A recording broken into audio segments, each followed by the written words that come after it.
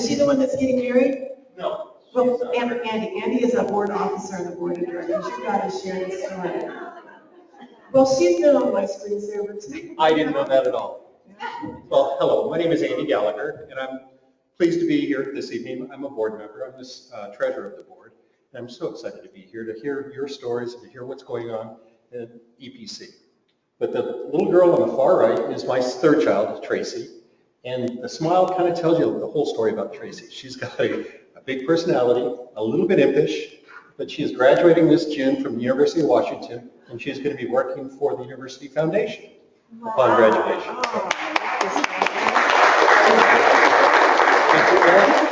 I think the one on the left is, oh shoot. Well, the senator.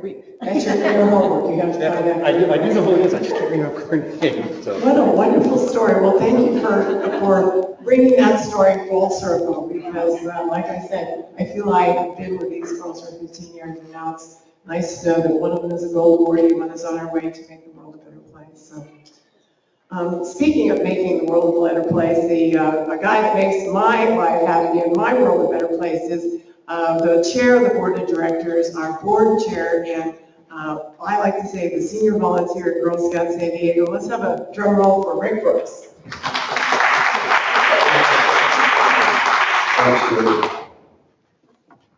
So my daughter didn't make it to Jody's screensaver, but that's okay. That's okay. They're in my heart anyway. My girls are what inspired me to volunteer with Girl Scouts, exactly the same as most of you here.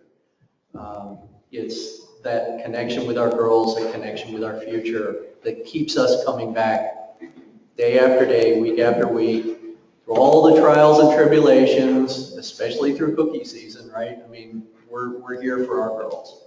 And it is wonderful the things that you do to support them and to support the rest of the girls in your service unit, in the council, in the county of San Diego.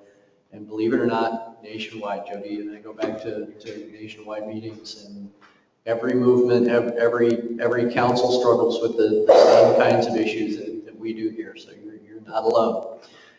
But most importantly, I sincerely appreciate the effort that you are putting in to help these girls, to build girls that make the world a better place.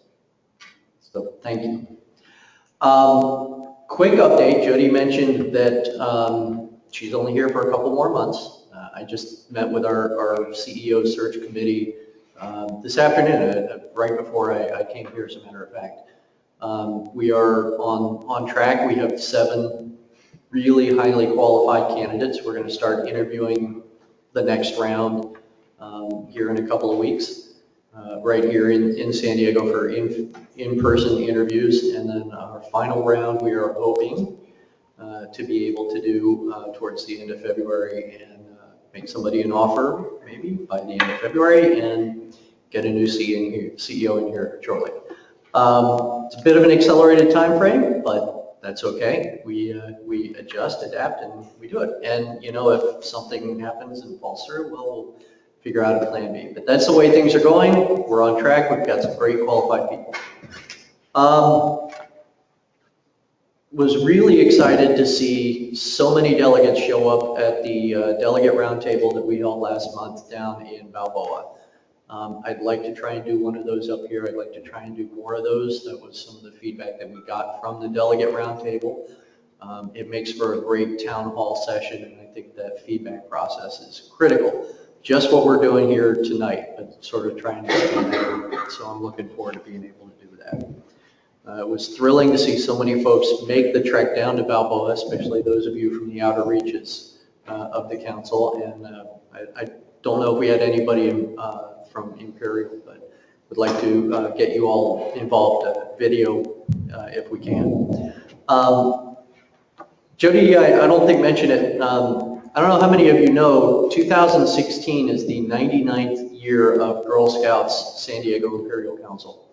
So I'm very honored to be the chair of the board leading the organization into its 100th year jubilee, and you all are going to be taking it beyond after that. So We have a committee that is starting to plan our 100th year jubilee that is going to be led by Suzanne Schlunt, who is the Senior VP of Marketing for Cox Communications. Jody mentioned that we have a hard time getting attention to Girl Scouts, so we're going to bring in a marketing professional who's going to chair our jubilee, and we're going to really try and drive it forward. She is the steering committee. Let's see here. Checking my notes one more time, make sure I did everything. That's it. Next up, Allison. Where is Allison? Allison's not here, so Jen Nation it is. Director of Programs. What's that? Doing your impersonation of Allison. Yeah. Hey, everybody. Just kidding. I'm Jen Nation, the Director of Program, and I'm going to talk to you guys. Rick just mentioned that it's the 100th anniversary of Girl Scouts San Diego in 2017. So does anybody know where the first troop in San Diego started? If you know and you're not Jody, you can let me know. Yay! So Coronado, Troop 1 in Coronado started in 1917, and we're really excited to celebrate in our community all the great things that have happened in the past 100 years. It's really important for us in San Diego to really increase the community awareness of what we are doing. Jody mentioned earlier, we are doing all these great things. We're hearing stories from girls, we're hearing stories from volunteers. We want our community to really understand not only what we're doing in Girl Scouts, but the impact that it's had, or that Girl Scouts is still having in the community. We of course want to use this 100th anniversary as an opportunity to increase membership and of course bring folks into Girl Scouting who maybe have left for a little while and just didn't know how cool we were. So hopefully also increasing some of our financial support. And right now, like Rick mentioned, we have Suzanne on board. We have a couple other folks that are working hard trying to really make sure that this 100th anniversary is cool, but also that it's not a whole bunch of new events, but that we're really engaging in what you're doing already and that we're just making them even better and more exciting. So a couple things that we have planned. We're going to be kicking off kind of hopefully our whole plan at VCC, which is coming up, the Volunteer Conference and Celebration in August. We're going to talk about 100 Days of Girl Scouts, which is really things that you are already doing in the community that we want to highlight. So for 100 days, we want to be highlighting something that's happening here in one of our amazing cities in San Diego. We are going to hopefully do the sunset celebrations, and of course we want to engage those alumni and start really making sure that we're doing alumni events that draw people in. Any questions? Ivy, good? All right, I think next up is Dave Silva to talk more about the alumni. So alum, who are our alum? It is said that one of every 2 adult women in the U.S. is considered an alumna. There's estimated 59 million women across the U.S. What does that mean for us here locally in San Diego? It means that there's an estimated 800,000 women that we can reach out to, supporters, mothers, potential volunteers, women that credit Girl Scouts as a place where they found their voice. That's really, really, really important. So what do you need to be, or who do you need to be an alum? You need to be 18 and you need to have experienced being in Girl Scouts currently as an adult or previously as a child. And if you identify as an alum, you are an alum. And yes, we welcome men too. So how are we going to do it? We're going to do this in 4 easy steps, we hope, right? We're going to identify them by reconnecting with them. So we have a couple of different things going on. We have a survey where we're asking these women to let us know what it is that they want to do. Do they want to go camping? Do they want to have networking events? What is it that they're interested in? If you want to sign up, you can visit our booth. We have some information handy for you to take, post. Please share with your friends. We also have a closed Facebook group that we just started. We're going to ramp up our LinkedIn page. So there's a lot of things that we're working on. Hopefully we will be able to reach as many women as possible. So we're going to retain them. We're going to definitely encourage them to participate in current events. We're also going to create 3 new events, and we're going to kick it off next month at our Cookies on Tap. So more information to come on that. And really the 4th step is really to cultivate them as volunteers and donors, to really maintain and keep Girl Scouts as a sustainable organization locally here in San Diego. So why are we doing this now? What do we want? These are our objectives. Again, as I mentioned, we want to connect with them. We want to build and sustain relationships with them. And we want to secure the future of the organization. We want to be the first and obvious choice for women to volunteer and to donate to Girl Scouts. So more information to come, and please sign up, spread the word. I am here, Christina is here to help. Let us know if you have any questions. Thank you. And so next, I would like to introduce Claudette Steinhauer. Thank you, Dave. Thank you, Debbie. Hi, everyone. I want to introduce a very important document. It's called our strategic plan, and it is our roadmap from getting to this point to that point, because we all know we have a mission, and we all know we want to continually improve the girl experience, improve the volunteer experience, improve the family experience. So this helps us get there. Every 3 to 4 years, we have a team that puts a lot of pieces together. Input from all of you, our delegates, volunteers, leaders, board members, staff, all come together to create this. So it's disappeared here, but it is always with us, so don't worry. And I, as the Director of Membership, get the pleasure of inviting girls and adults to join our organization and to keep them here. And we can't do that without you. But I'm going to talk a little bit about what's happened in our membership. Our girl membership, comparatively with national, is on the downward slide, unfortunately. And we know we've been through a lot of changes over the last year, and we're looking to turn that up. But we're not doing it alone as staff. We're doing it in partnership with you, the volunteers, the girls in the community, because you are our best brand ambassadors to tell people how great of an organization this is and what it can do and how it benefits girls. So we want to turn that up, and I just want to break it down a little for you. Our outreach program, we've cut that in half, unfortunately, but fortunately, because we serve girls for longer periods of time. So that limits the amount of girls, so that does take a part of the overall membership a little on the downward slide, but we're going to head up. And there's 2 other things we look at. We look at how many girls do we have and how many are coming back year after year. And that is our retention. Next. So we have a bit of a challenge. When we're on a decline, we have less girls that we can retain in the organization. But comparatively, we're about 68%. We were at 69% last year. We know the changes, so get the word out. Register if you're participating, register. It's a lot easier this year. So help us out, get everybody who's participating registered so we can reach that goal. And the most exciting opportunity is new girls and new volunteers. Like Dave said, we're going to reach out to the alumni. We're going to have them help us deliver this great program to girls. We're ahead of last year in new girls. We want to hit that 7450. We know we can do it, but we can't do it alone. We need your help.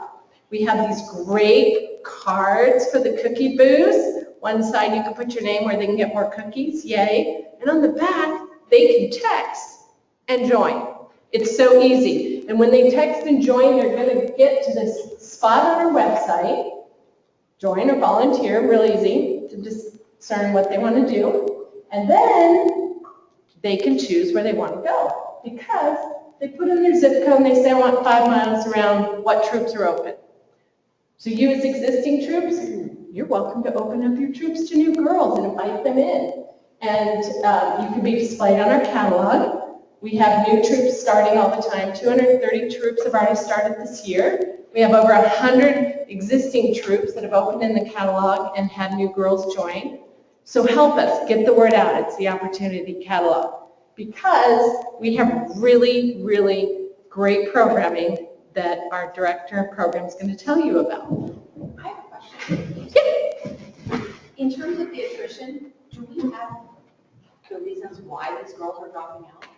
Is there any way that the parents or leaders can input that data when they lose a girl so that we can kind of look That's at a really good question. Outside of being in 12th grade, there are ways that Jen and her team are actually looking at disbanded troops and reasons for it. Yes. Go ahead, Jen. All right, so we've talked a lot about all these great girls and volunteers, and now I want to talk about some of the great things that we've done with them over the past year. And I'm going to talk about a couple large-scale events. One is Finish Chelsea's Run. One is our Girl Scout Bridging event that happened in Balboa Park. And the third is the Girl Scout Incredible Race. So those are three great programs. They always fill up, and we're really excited to be offering them again in 2016. We also had a lot of requests to do some brownie and junior badge workshops. We know we're recruiting new girls. We want to make sure that they have an opportunity to participate and make it as easy as it can be for Girl Scout leaders. So we hosted a few brownie workshops this past year, and we have a few more on the horizon in 2016. And then one of the most important things that we hear about all the time is this gap between girls and technology, girls that aren't going into maybe technology-related fields. So we've increased our STEM programming, and in fact, for 2016, have brought on board a STEM specialist who is piloting some programming, working with some of our major tech companies in town, and really trying to connect girls to amazing science, technology, engineering, and math resources. So lots more of that information to come. If you're looking for that in GS Weekly.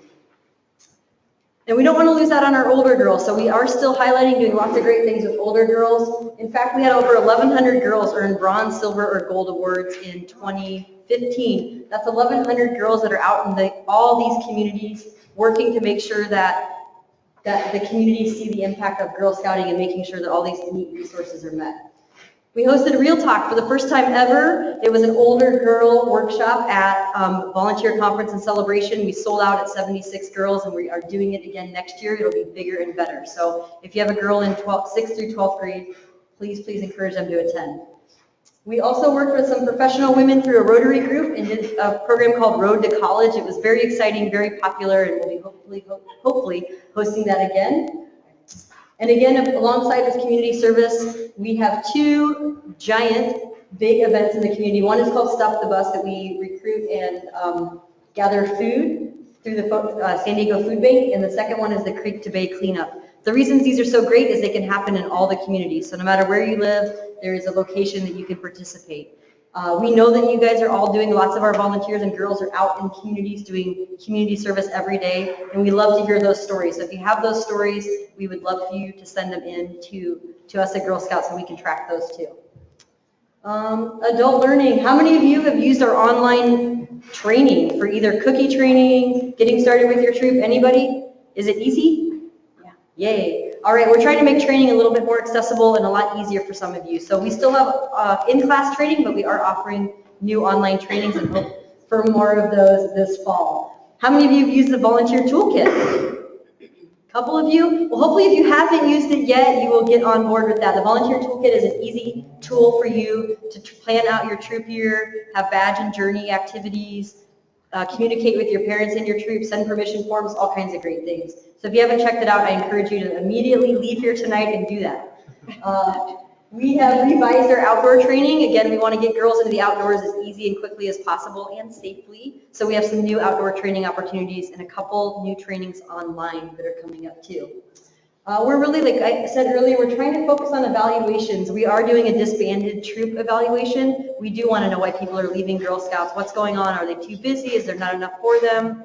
Is it not convenient? The time, location, the troop, what's going on? So be looking for more evaluations from us, and please fill them out if you have time. Hopefully not if you're disbanding. Please don't disband. But we'll be sending evaluations for other things too. And last but not least, our volunteer conference and celebration was hosted last year at a new venue. We were at the Convention Center downtown, and we plan to head back there in 2016 on August 27th. So we hope to see you all there, and we hope to get the word out about that. All right, outdoor. We know that girls love the outdoor. We have 5,000 girls attending day camps, resident camp, adventure weekend camps. We have 3,000 girls attended an encampment this year at one of our mountain properties, and about 3,000 more attended at Balboa and some offsite and at Escondido. So one of the things that we want to make sure, again, with making outdoor easy, we're going to be providing more staff support for you if you're going to the mountain properties. So if you're hosting an encampment or doing troop camping, we'll have a program staff on site to make sure that all your needs are met, that you have access to resources if you need to do archery, go on a hike, want tips and tools on doing different kinds of programming. So we're really making sure that when girls get outdoors, it's a good, safe experience and that you have the support you need as leaders to do that. And last but not least, we're going to talk about outreach. Claudette mentioned that we did purposely just decrease the number of girls we're serving through outreach. We did that as we're piloting a new program where we're serving girls in a year-round site. So in the past, and we still currently serve girls through a 4-week program. The intention of a lot of our outreach programs is to get girls excited about Girl Scouting, hopefully engage with parents and help coach them to become Girl Scout troop leaders. When that doesn't happen in some of our communities, we wanted to be able to make sure those girls were getting the same amazing experience as other girls could get. So we piloted a 1-year, well, we're actually in year 2, but we piloted a year-round program in 4 sites where last year we served 617 girls, and it's going really well.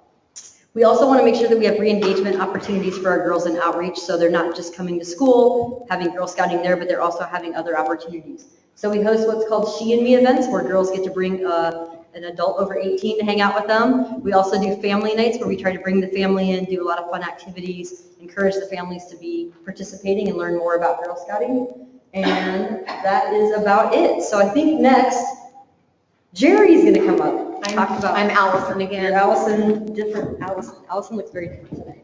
Hi, are you still with us? Yeah, we're going to go through a couple more key strategic initiatives. 15 years after Joe D came on board, we're still really focused on making sure our community knows even more about Girl Scouting. We've made great progress. I think you see us a lot in the media, particularly around cookie time. But we're also getting other messages out, and our focus this year has been on storytelling, trying to make sure that the community hears the story of what girls are doing, why they're doing it, why it's important, how we can actually make a difference and help lift girls and families up so that we're making changes to their life. So we've had a lot of emphasis on that and some really great stories in the media. We also have really done a lot more with our social media. So how many of you see us on Facebook or Instagram or Twitter? Yay! Oh, the whole room. All right, anybody who isn't, join us. It's really a fun way to find out things other troops and girls and leaders are doing. And, you know, some really fun posts on there, some that have been picked up nationally. We also invite you to please use our website. That website is there for you. You know how a lot of organizations, the website is for people outside the organization? But in Girl Scouts, that website is a working website for our volunteers. So 2 things. Number 1, make sure you're there and use it and access the toolkit. But 2, if there's something that's not there or something that's not easy for you, please let us know. And the easiest way to do that is to email that infamous Allison, so ABUSHON, see, I'll teach her not to come to a meeting, at sdgirlscouts.org, and let her know what needs to happen with our website. And then last on brand and marketing, we have so many community partners. If you see a community partner up there that maybe you know or somebody you know knows, thank them. Make sure they know how much we appreciate their partnership with us. All right, let's talk cookies. Did anybody attend a cookie kickoff this weekend? Yeah, we had a whole bunch down at Balboa, and right in your backyard, a week ago was that? We had at the Safari Park, the San Diego Safari Park, we had a big cookie rally, about 2,000 girls, and over 3,500 girls who have attended local service unit cookie rallies. So thank you for all your work on that. When we talk about cookies, there's 2 main messages. Number 1, it does fund about 70% of our council's revenue. Huge portion of our council revenue. And then the second point I really want to make is that our girl cookie participation has been dropping. So it's been dropping nationally. National has gone from 1.5 million girls to about 1.1 million girls selling cookies in the last 5 years. And here locally, we've gone from over 16,000 to just over 14,000, or a 13% decrease. So that's where we're really putting our emphasis and strategy. Number one, as Claudette said, building up our girl membership, but then number two, making sure parents and families and girls and troop leaders understand the value of participating in the cookie program. So over the last couple of years, if we go to the next slide, you'll see that we have managed to maintain our cookie sale volume, and we have had a lot of success, and that success has been pinned on increasing our per girl average that girls are selling. So what we want to do is have more girls out there selling, so we don't have to keep depending on that per girl average, because that is not a strategy that you can keep doing year after year after year and expect the cookie sale to maintain itself. So our future state: increased registered troop-led girls, increased participation in the sale, and then minimizing the dependency on that per girl average. For 2016, let's talk a couple of highlights. Who in here likes Savannah Smiles and is glad? Oh, good. Yesterday, that was I think I had one young lady raise her hand. So Savannah Smiles are back, and specifically based on volunteers telling us they're going to sell them. Lonnie swears to me it's going to have the exact same amount of sales as it had 2 years ago. So I'm challenging you, you guys. Show Lonnie that you know more than she does. Let's sell those Savannah Smiles. We also now, if girls sell online, remember before people had to pay an arm and a leg to have the cookies delivered? Well, now it's just an arm. It's a little bit less.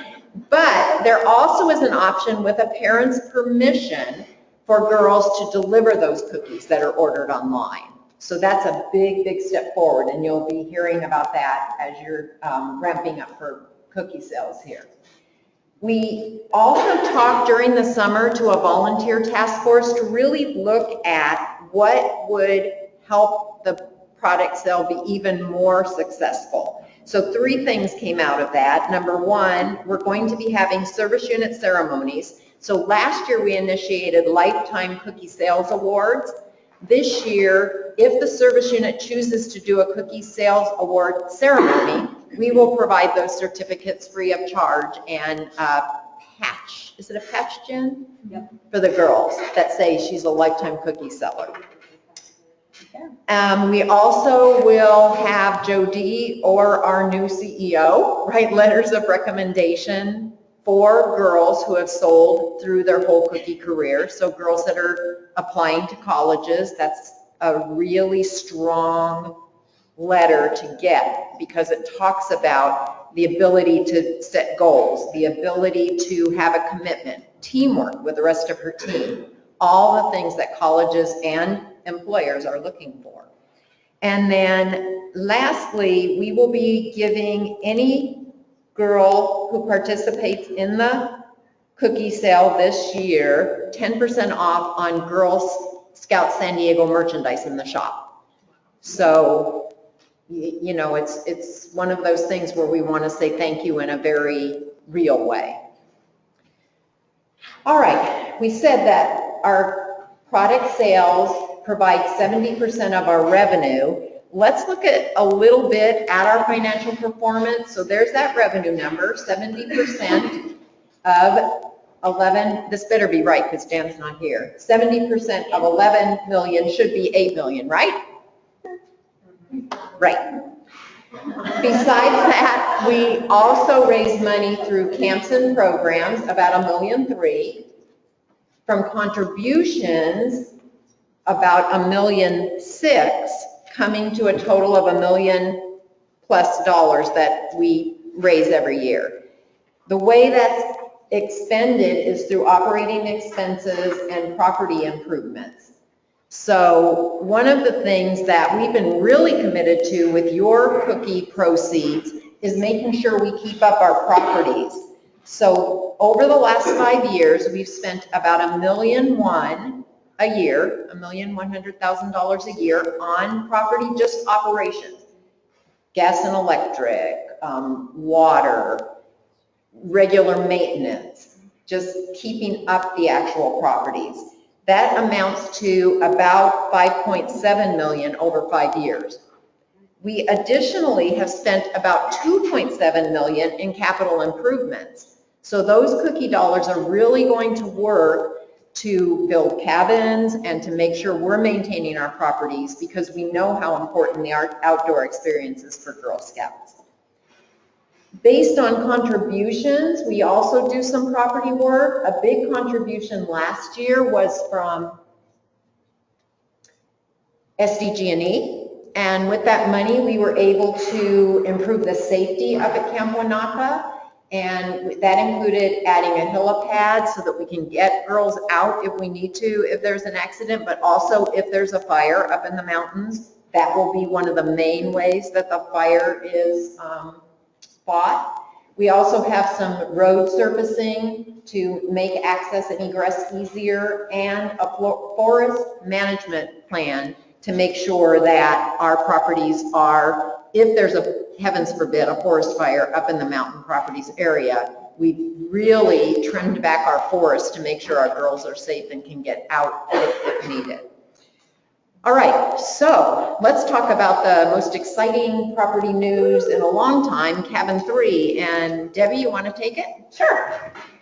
You don't have to ask me twice. If you said no, What would you do next? You can go back 2 slides. Go back to the helipad if you would. Hi, I'm Debbie Ryder. It's my pleasure to be with you tonight. Thanks for hanging in there with us. I'm going to go back 2 slides if I can, please. And I'll just draw crayons if I need to. But I'm going to tell you just a quick story on how this gift came into being.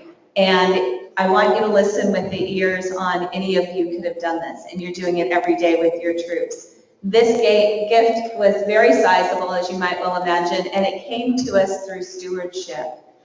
I happened to reach out to SDG&E, and I was telling them thank you for partnering with us and giving us a gift for STEM. And they had given us money some time ago for a lake, so we could have a lake up there, so we could do canoeing, we could fish, we could do all those exciting things.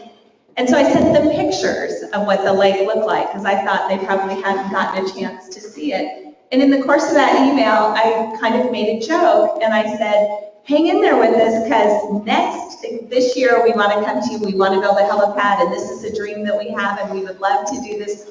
What do you think? And I just kind of put it in there.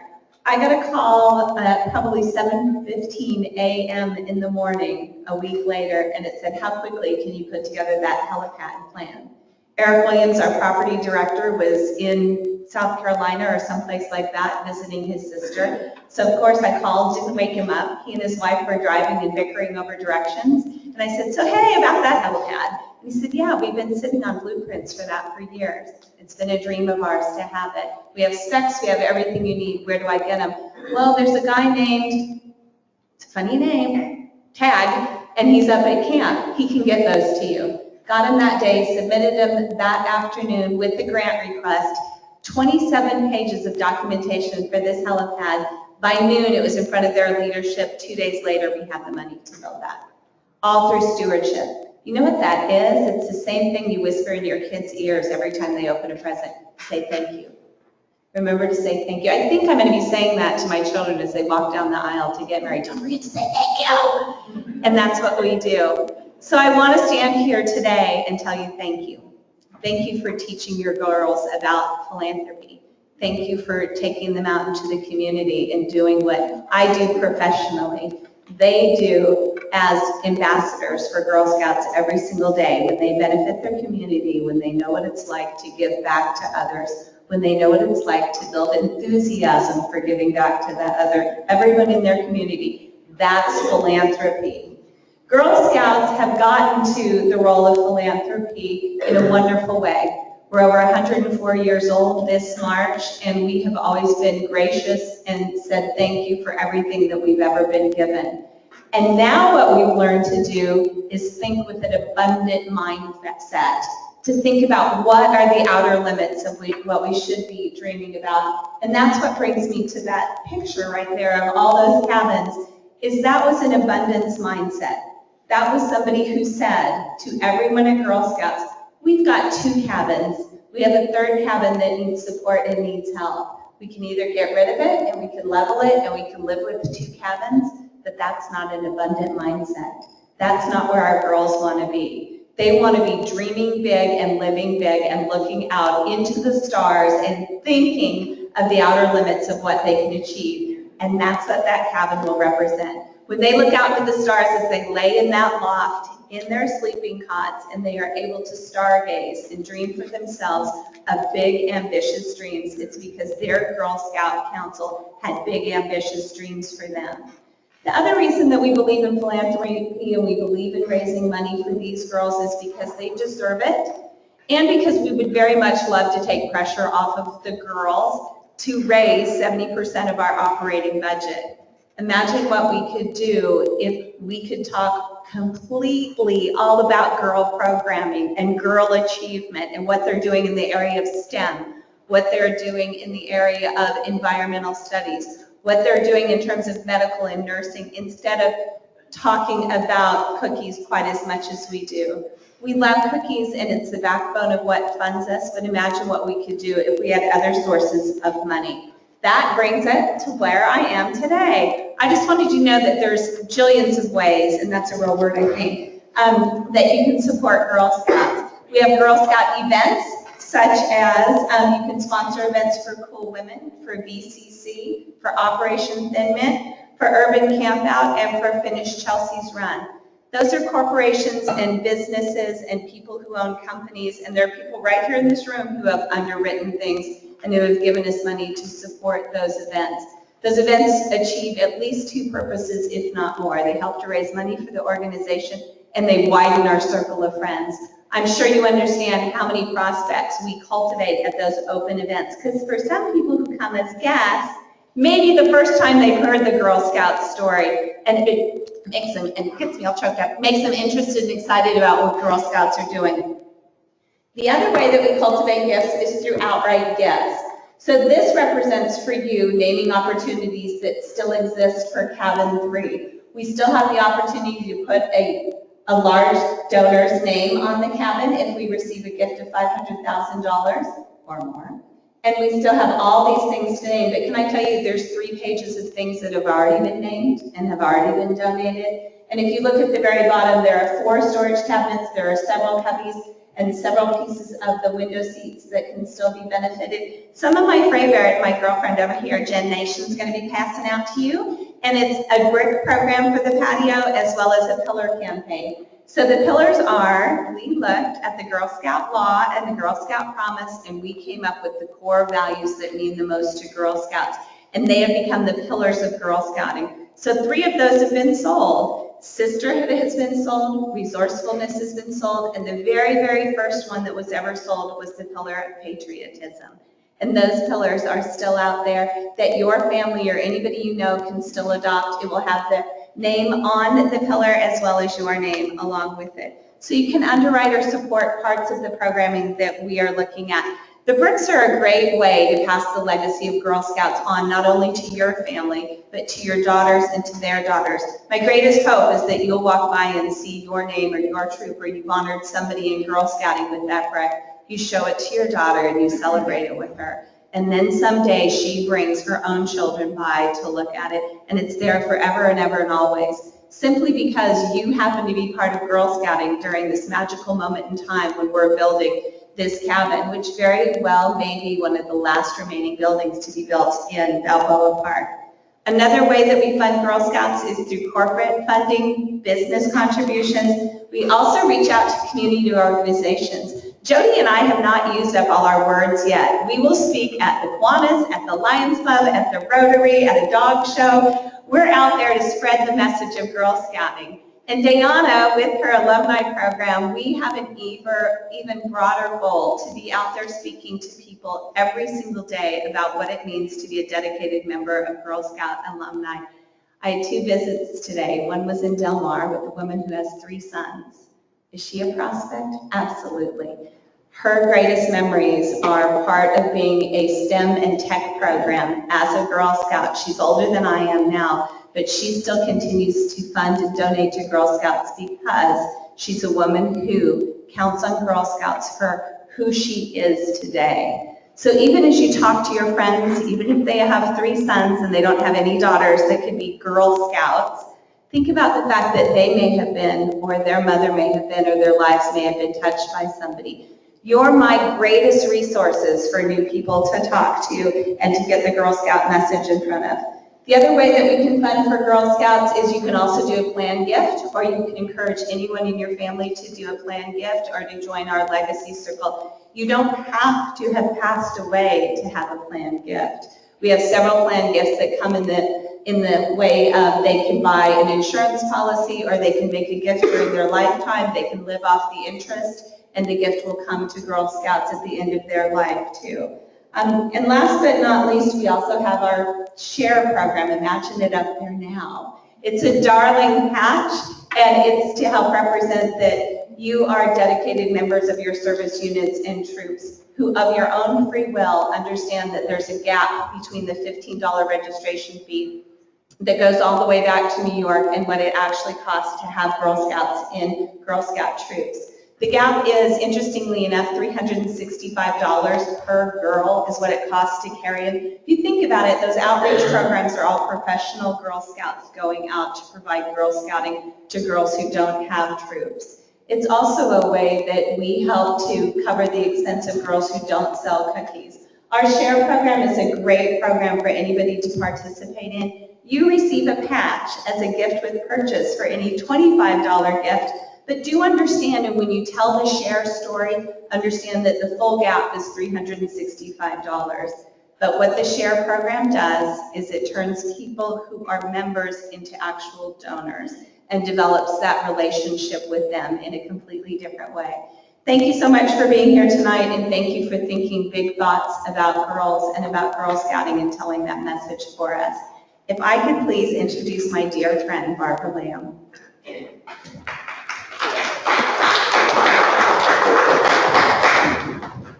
Thank you, Debbie. She is a tough act to follow. You're wondering who the heck I am. I'm your assembly chair. I've been your assembly chair for a whopping just over a year, and I think I finally figured out what it means. Yay. I am the board member who is the designated conduit between the membership and the board. It's my job to make sure that the board listens to you and that you have avenues to express yourselves to the board. So hence we have the assembly meeting here tonight, last night. We've tried to do a couple things to increase the level of communication. Hopefully, were any of you at the round table back in December for delegates? Yay, thank you. We're going to try and do a better job of having those on a regular basis in not so busy holiday months, and to keep that communication cycle moving. Now, one of the things that really struck me last year when I came to my first assembly meetings as assembly chair was I was also wearing the hat of the board of directors chair of the strategic planning committee. And we were deep in strategic planning activities a year ago. It was fun to have the staff run through components of the strategic plan here just before I stood up tonight, because when I was in these meetings a year ago, I was thinking all about strategic plan, and what I heard in the meetings coming from membership and how that fed into what we were going to do in the strategic plan. And I hope that the message came through to you tonight that we staff, the board, we have heard you, and we're doing our best to implement what you've advised us, and hopefully that came through in some of the strategic plan feedback. We're not done, we're not perfect, so keep up the good feedback. You're always welcome to provide us with the feedback.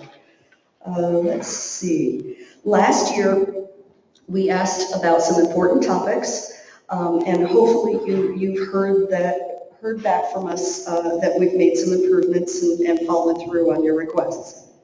First of all, Savannah Smiles. Woo! I love Savannah Smiles. And there are some over there. So yay, I couldn't believe when I heard for the first time last year at the assembly meeting that we were going to have Savannah Smiles. Yippee. We've also done a lot of work in the last year on technology and on the volunteer experience. Hopefully you've seen improvements, are feeling the benefits, getting used to it, and we'll all be proceeding positively together. Now, one of my main reasons for getting up here and yammering at you tonight is that it is my job as Assembly Chair to administer the election of delegates.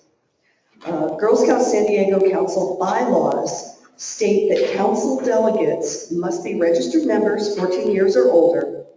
They shall serve no more than two consecutive two-year terms. They're not eligible to serve again until 2 years have elapsed since last served.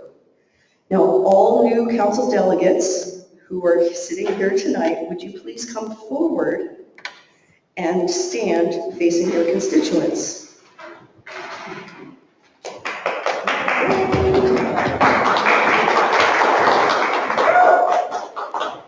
Now, we'd like to have, yay, a girl. We'd like to have, one who's actually still in high school. As opposed to all of us other youthful ladies. We'd like to have each of you introduce yourselves, and we want to make sure that the folks in Imperial Valley get a chance to see your lovely faces. So I'd like you to come circle past here, grab the microphone, and tell us your name and your service unit, and then you can get back into the line. So come on down. My name is Christine Barola. I'm with Service Unit 649 in Vista. Leslie Schumann, Service Unit 643 up in Fallbrook, Bonsall. Jessica Fallows, Service Unit 650, San Marcos. Chris Newman, Service Unit 650, San Marcos. Come back up. Yes.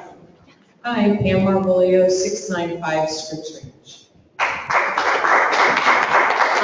Hi, Karen Berglas, 695 Scripps Ranch. Isabella Catanzaro. I'm a cadet Girl Scout from Troop 3292, and I'm in Pacific Jewel. Thank you. Now, did you all circulate back up there? Looks like we lost one or two. No, okay. And we have some in Imperial Valley. Okay, so Imperial Valley, so. Say your name. Right here. They can see you. They can see you. Okay, great. Hi, I'm April. I'm in Troop 7104. I am a senior and I'm the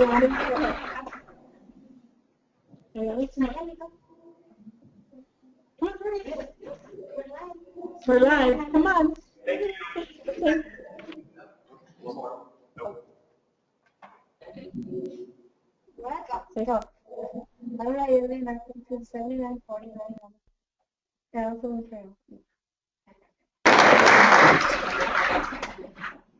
Hi, I'm Yolani. I'm a leader from Brownies and Seniors. And I'm from San Diego and moved to Imperial Valley, so now I'm from Imperial Valley too. And I want to be a delegate. And I'm Katie Hodges, and I'm a volunteer in Imperial Valley.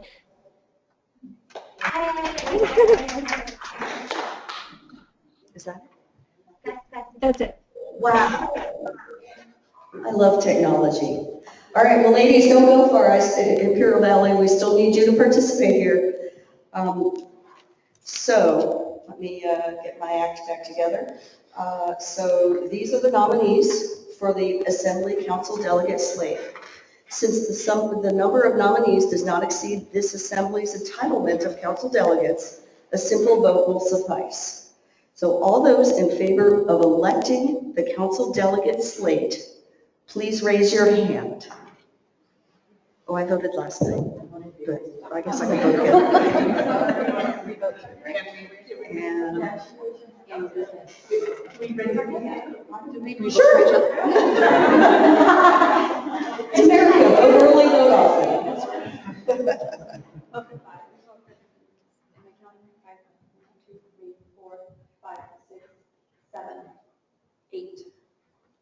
Plus everyone in IB. Oh, how many hands are you raising in IB? Can you tell us? 10 hands.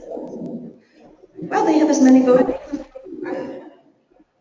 Okay, now are there any opposed? If you're opposed, raise your hand. All right. Well, it looks like we have some new delegates to install then. Okay.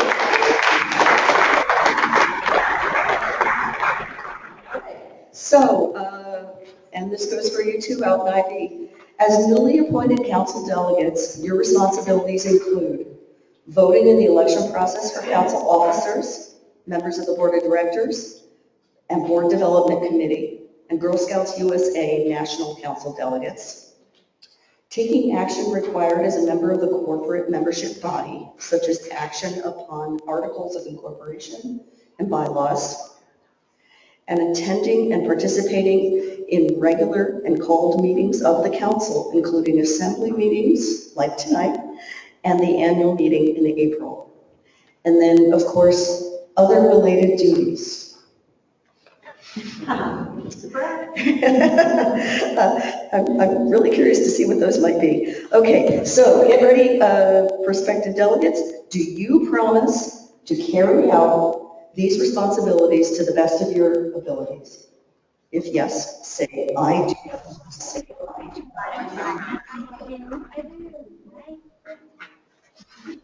How fun. I declare you duly elected and installed council delegates of Girl Scouts San Diego Council. Congratulations.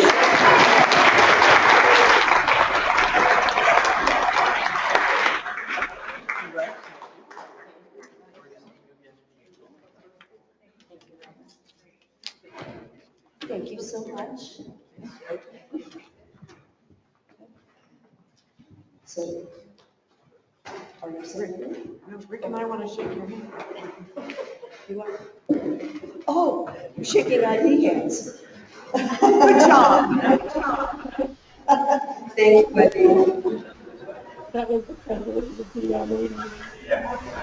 All right, well, now that bit of official business is done, we'll move on to the next formal part of our program, which is where we hear from you, the representatives of the membership.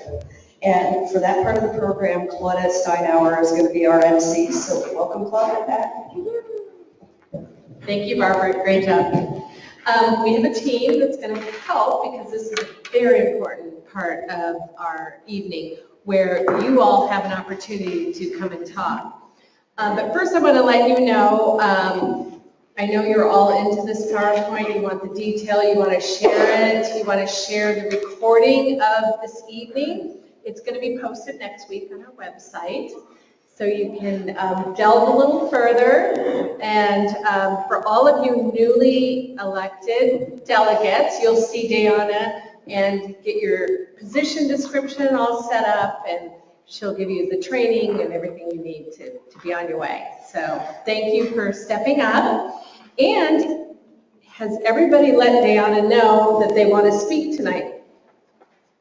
Okay, we've got a roster of people, and it's you want to come up, say your name, your service unit. We are recording you, so look into the camera. I'm not doing a great job at, but what we want to stress today is we gather the input. You've heard throughout that we develop a lot of things through that. So we need a written document of your 2-minute platform this evening so we can get a good record. We will give you feedback before our annual meeting. So we're not going to delve into the whats or the hows this evening. We're just going to hear from you and things that you collected from the members in your service unit. So we are going to start, exactly.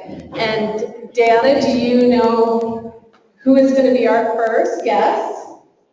Would you like to go ahead and say your name?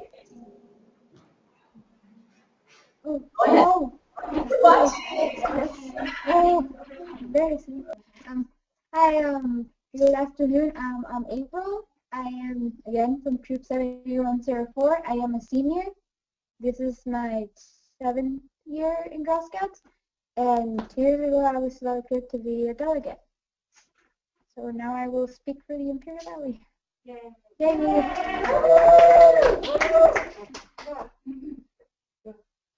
Okay. So the things that we would like to have here in the Imperial Valley once again would be more support from our council, which is you guys, a local office with storage, office supplies, Girl Scout resources, but most of all, a trained supervisor, so we can create more troops and then have the troops that are already exist succeed more and accomplish more things in their years as Girl Scouts.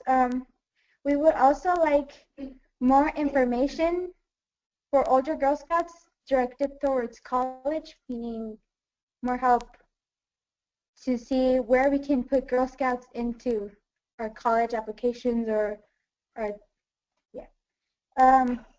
more activities for older girls here in the Imperial Valley, more idea stores at, and to promote camping events here at El Centro, because we can't, not everybody has the resources or the time or the opportunities to go to San Diego. So, yeah. And we need to keep young and older girls motivated, and our community needs to have a better understanding of what Girl Scouts is. Like you guys have been saying, not necessarily all about cookies. It's more than just cookies, and not a lot of people here understand that. So,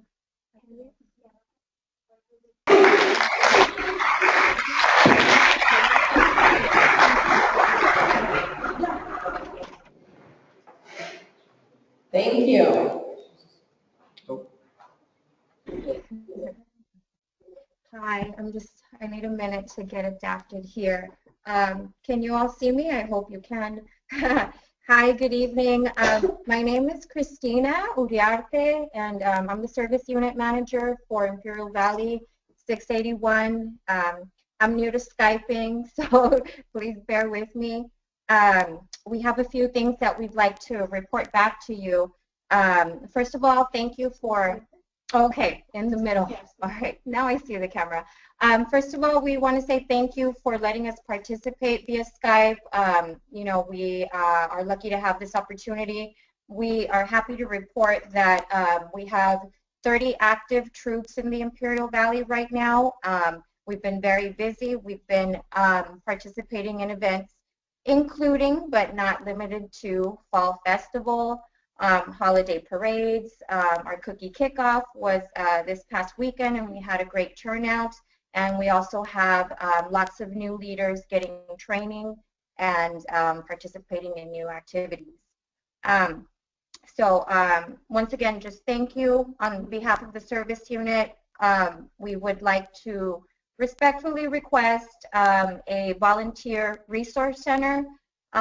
There's a history in Imperial Valley, a long history, a long Girl Scout tradition, and unfortunately our office is no longer here, but I think that a resource center is something our volunteers and our leaders could really use, and it's been in discussion here that it would be really neat for us to have a place to store our books, you know, our activities, our leader guides, our journey guides, a lot of things that our leaders need to be successful with their troops down here.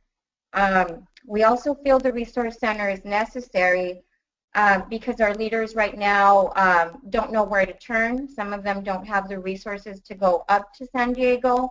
but they're really trying. They're very enthusiastic, and we want to keep them motivated. So a resource center would be great if we could find a location for it and just make it happen. We would really appreciate the support from San Diego. So thank you very much, and just thank you for having us.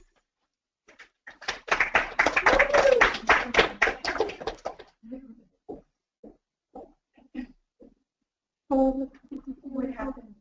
Did I break it? No. They showed us people. Yeah. Now we're gonna hear.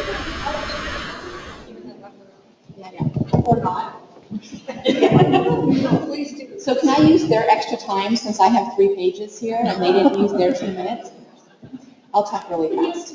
My name is Christine Barola. I'm with Service Unit 649. My daughter is actually a junior in that troop. She started out as a baby. Our leaders and our volunteers, as you've all heard before, we want to see more things in North County. Summer camps, day camps, you do offer day camps, but they're the same ones, and all of our girls have already done those camps, so maybe change it up a little bit. We read the notes from last year, and we know it was addressed, but maybe change it up a little bit. Communication about events sometimes seems last minute. We dislike that Compass is only online now. It makes it an extra chore to remember to look at it and plan ahead. We need more lead time to plan the events. A lot of our girls are in sports, and they have all of their activities, and that could be one of the reasons why we're losing scouts too, because the girls are getting more active in sports. Not when I was younger, and all I had was Girl Scouts and ballet. So please give us more lead time. It takes us an hour to get to Balboa, so again, give us more events up in North County. Make more activities for the older girls, the cadets and above. We have a lot of things for our younger, for our daisies and our brownies and even our juniors, but once they get to cadets and above, it's other than helping us with our troop stuff. They don't have their own things. Summer camp, I've tried to categorize this, so I'm going to jump around. We love summer camp. Keep up the awesome work with Winnetka and Whispering Oaks. Someone asked if they could be less expensive, and I mentioned that there is a tier, so you don't always have to pay the highest price if you can. We really dislike the way the summer camp is handled for those girls who earn the cookie reward, because they have to wait till they get their certificate, and if they don't want to wait, then parents, like myself, because my daughter always gets that, have to pay a $50 deposit, and we just don't think that's fair. What we would like to see is that perhaps the girls that get the camp reward, if the cookie camp that they want to go to, the Samoa designation, isn't there, perhaps you could identify for parents that they can pay an additional $50 to let that girl use her certificate and still go to that particular camp. Because some of our girls have been to all of these camps that are cookie designated, and they want to try other camps, but their reward excludes them from that. And online registration. These are not my words. I'm just representing my service unit. It's always frustrating, and it's just a hot mess. So our biggest struggle is not being able to edit or change our own girls. We always have to wait for somebody else. And this past summer, there were lots of issues with registration, and I have several moms that had to go to Carlsbad and register and wait for the hours of the store to be open. And we recruit all year round, not just in June when we want to get all of our girls registered. So we want to make it as easy as possible. And when they're having problems going online and we're having problems going online, it's very frustrating. Cookies. We suggest a reward below the 60 boxes, especially for some of the younger girls. We also request that second-year juniors get to waive the rewards, because many of our second-year juniors are planning San Francisco bridging trips, and we would rather get all the funds towards our troop. Nut sales are terrific. We love them. Keep it going. We love the online. Something new that council should try perhaps is Girl Scout Glee Chorus, bringing that back, a scout fair. Boy Scouts do a lot of things, and we hear about it because we have scouts in our school. This year, I don't know how many of you know, but SeaWorld is allowing anybody wearing their scout uniform to come for free. We didn't know about it. We found out from a Boy Scout parent. So our Girl Scout troop is going to do that on January 31st. but I don't know how many other people do that. So maybe better communication across all the scouts, not just Girl Scouts. Okay, thank you. Sorry I took so long. But you have all 3 of my pages, so you can read them.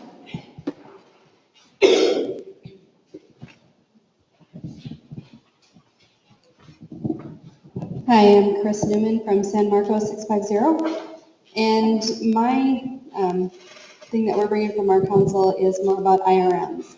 I come actually from Minnesota, the River Valleys Council, and they have an amazing IRM program. And my daughter being an IRM, that's where my passion is. And I feel like the older Girl Scouts are kind of left out when they decide to go the IRM route. They get, when they sell the cookies or the products, they make less money than a troop does. And the excuse I was given is they don't need as much money as a troop does. And I don't believe that. An IRM has to do everything on her own. And if she's working for her gold award, like my daughter's trying to do, she needs more money than a troop does. Because she's trying to do something big for the community. And she still has to pay for any activities she does. And she has to buy the supplies just like a troop does. So why should she be treated any different than a troop does just because she has ballet 5 days a week and she takes 3 AP classes and she doesn't have time to go to a troop like some of the younger girls do. And she was very active when she was little and in a troop all the way through 7th grade until we moved here. And that's when she became the IRM. So I just don't feel like San Diego has a grip on it. And so San Diego really needs to improve on IRMs and include them and not make them feel like they need to be in a troop and not be individuals. And embrace it because girls need Girl Scouts. And they need to embrace it because it makes them stronger. It makes them better. And it builds the encouragement, the character. And I've seen my daughter go from this really shy, timid little girl who would not even knock on the doors to sell cookies, and she'd be pulling on me saying, Mom, you talk, I can't do it, to now, you can't shut her up. So I'm a big believer in Girl Scouts, and that's why I became a lifetime member. So we need to support our IRMs, and we need to work on how we do the finances for the IRMs. And I've got a whole thing written out here to submit to help San Diego out, and I know River Valleys would love to help show you how they do it, how they do the money portion of it. And it's not cookie dough money, it's actually IRM money. And Girl Scouts keeps the accounts because IRMs cannot have a checking account because there's the accountability piece. But we need to really work on that piece to retain our IRMs. And I thank you for your time, because my time's up. Individual registered girl member, they used to be called Juliets, which I thought was a much better name. Because I love Juliet. But that's what an IRM is. Thank you.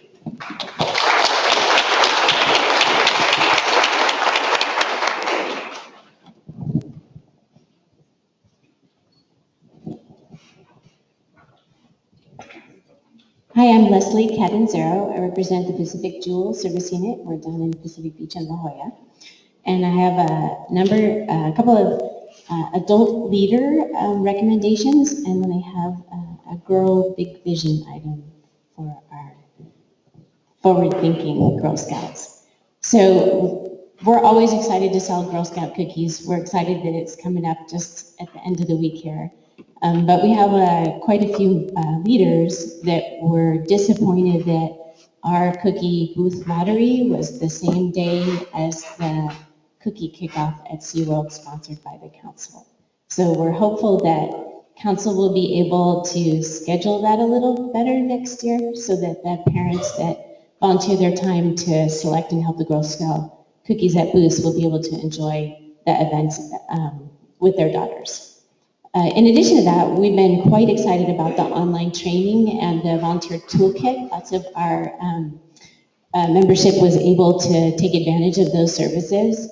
But what we've discovered is that there's a component missing for the leaders as far as networking with other leaders who have experience or the same type of situation they're in. So we would request that a program level training still be in person so that leaders can connect with other people that have experience or have questions that then, spur the next person to have a question. So just all online training would eliminate that extra connection with people that maybe not even be in your community, but would have something else that you could learn about how to be a better leader. Okay, so here's where we go a little bit into the future. We would like council to provide an online permission slip database so that our activity consultants are not the sole responsible person in charge of all of the personal information of all of the girls and parents and emergency contacts for the activities.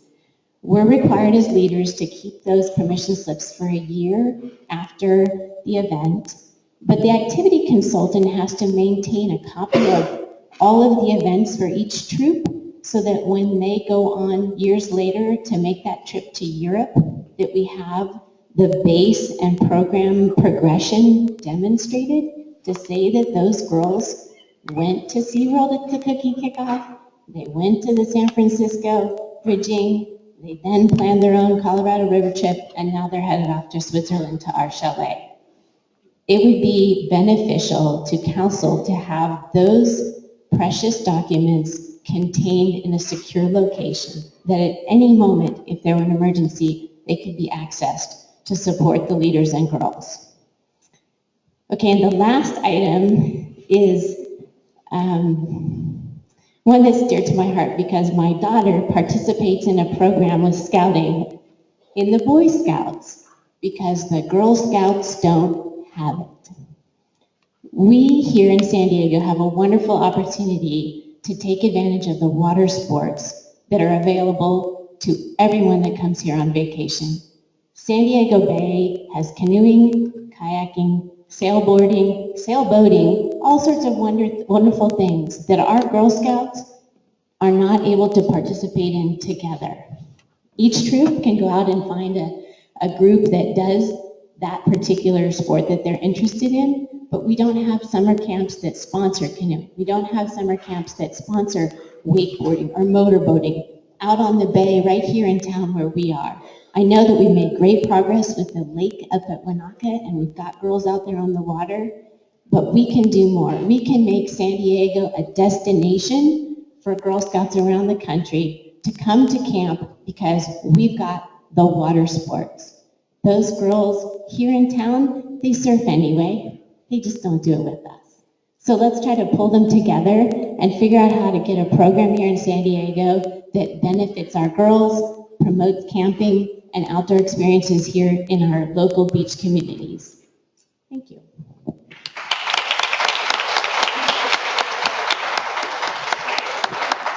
Hi, my name is Gloria Sylvia. I represent Mountain Shadow 697 in Rancho Penasquitos, just down the freeway. I wanted to say something about older girls. I think we do a good job giving value to our girls and showing values to our girls and the leaders, but what we need to do is also show the value of Girl Scouting to our parents. And that's what I've been educating our parents is, why do we keep girls in Girl Scouting? Because they have opportunities to promote them, that they can take them to college and into high school. And I've convinced junior troops to continue on into high school by educating the parents how important that my daughter, who's a senior in high school, became the president of Friendship Club with, by able to put on her resume that she did the bronze award and the silver award, I'm sorry, and all these things that she had done in Girl Scouting, she got all these leadership positions in high school. Along with that in high school, then you can put that on your college application. So it's really important to promote to parents, why do we want to keep our girls in Girl Scouting? Also, I'd like to promote getting our girls outdoors more. We're planning encampment, and one of the things our Girl Scouts want to do is archery. So the younger girls want to do something more, and I know Girl Scout USA has some archery guidelines for second graders, and I would like to see if maybe San Diego would look at including some archery guidelines for second graders so they can do that with our great program we have right now in San Diego. Also, I went to outdoor training this year and, sorry, I'm really cold. I went to outdoor training this year and found a great hiking map that was just made this year that we saw at outdoor training. Fantastic hiking map for the hiking trails at our properties. If you haven't seen it, get it. It's wonderful, wonderful resource. I would ask that we also do that for our properties because of the current map we have for people who are planning encampment, camporee, that need more visual details like me. It's very hard to even plan it from this far away. And there was one more thing and I forgot, but I'll pass my time to someone else. Thank you for listening.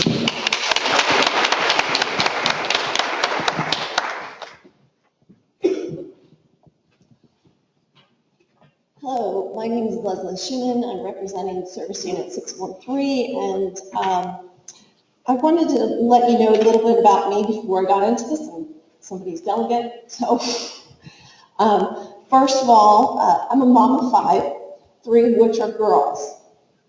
They are all in Girl Scouts. They love it. They're proud of it. They wear their uniforms to school. They shout it out and they participate in everything. That part of that starts from the parents, but it's the leaders that we choose to run those.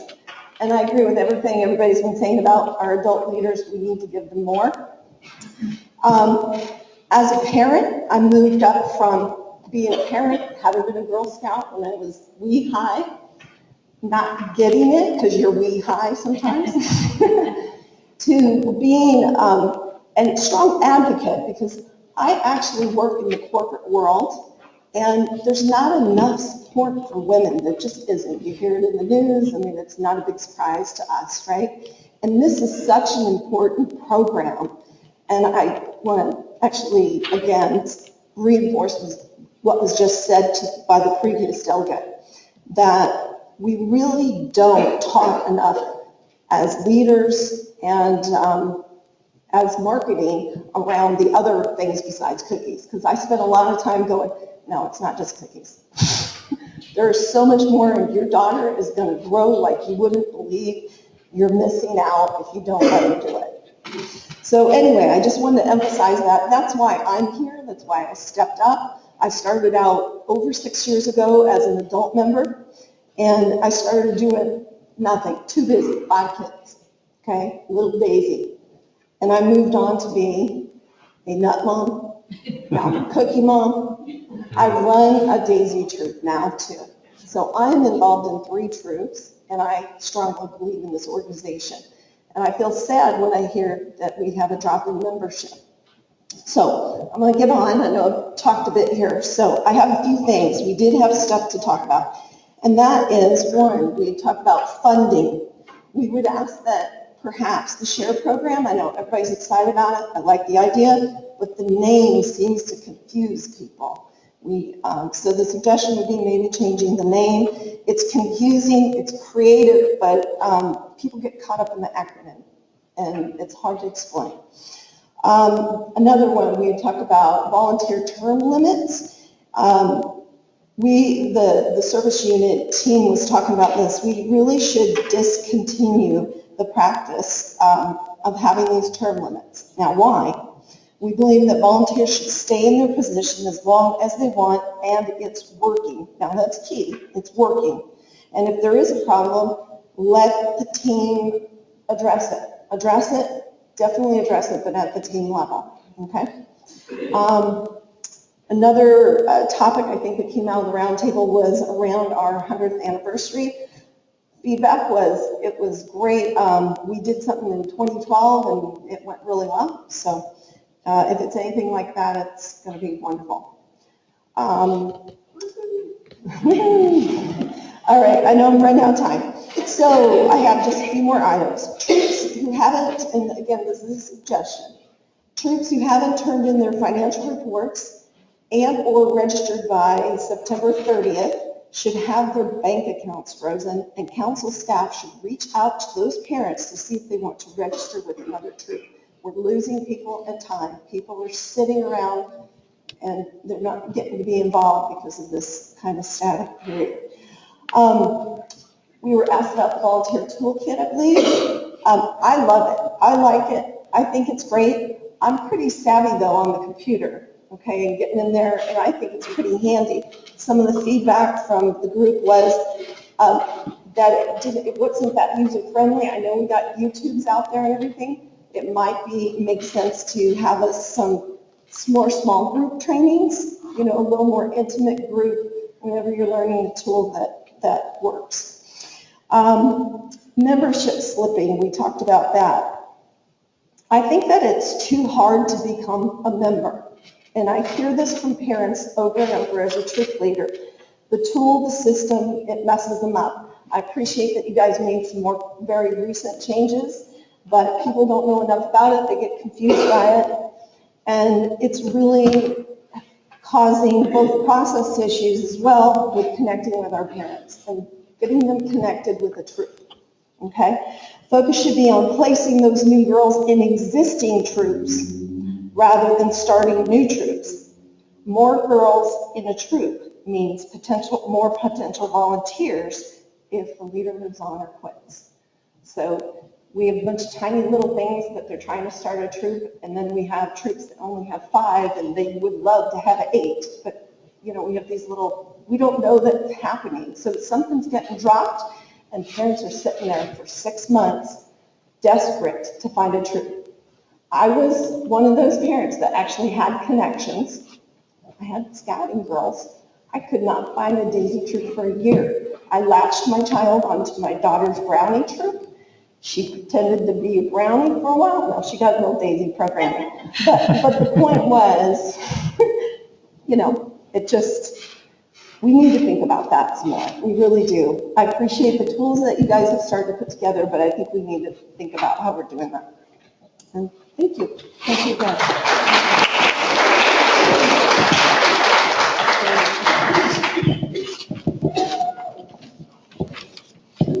Hey, I'm Rebecca Ebling. I'm from the Escondido Service Unit, and so I was just going to start with responses to the questions from council. I asked for suggestions regarding family engagement in Share, and a great idea was creating some short informational videos with real examples and girl stories that could be used and sent to families and troops to explain where the funds are going, just to encourage the continued donations. And also there was overwhelming requests for computer science, robotics, and coding type of STEM events. In terms of the volunteer toolkit, people are liking it, but they're finding it a little hard to get a handle on at first. So an idea was given that hands-on tutorials, like an open house or possibly office hours with staff members, could be implemented to help them learn how to use it to the best of their ability. And some things that we wanted to bring up included that some volunteers gave feedback on the lack of upkeep here at the Escondido Program Center. The grounds can get a little bit out of hand and the building needs some repairs. So they would appreciate getting a handle on that. And volunteers also wanted to recognize the improved communication between council and volunteers. They really liked the quick responses and the thoroughness of your guys' answers. And they also wanted to recognize the volunteer conference and celebration. They really appreciate the new location and the classes that were offered, and they would love to see it continued and improved.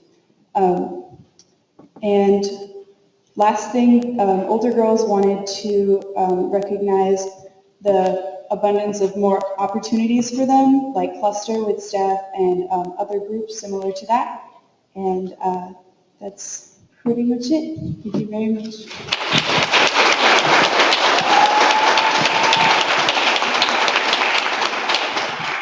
Okay, thank you. I was very impressed with the young women that went to the national convention with me and stood up in a room 50 times bigger than this and made very similar statements in front of thousands and thousands of people. These are some awesome women, awesome young ladies, and I see a few of you here today. Just the same kind of girls.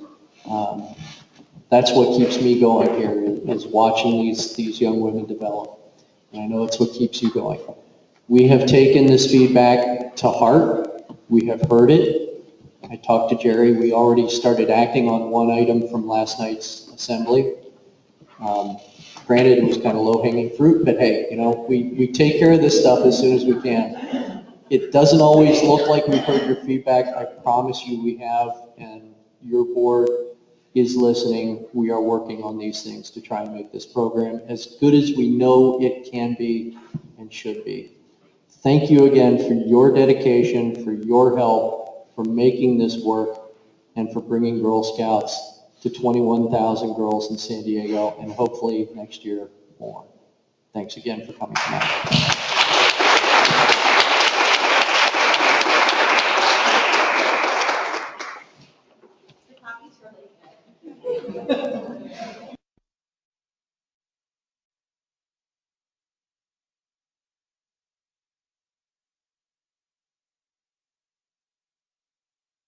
Yeah, you can.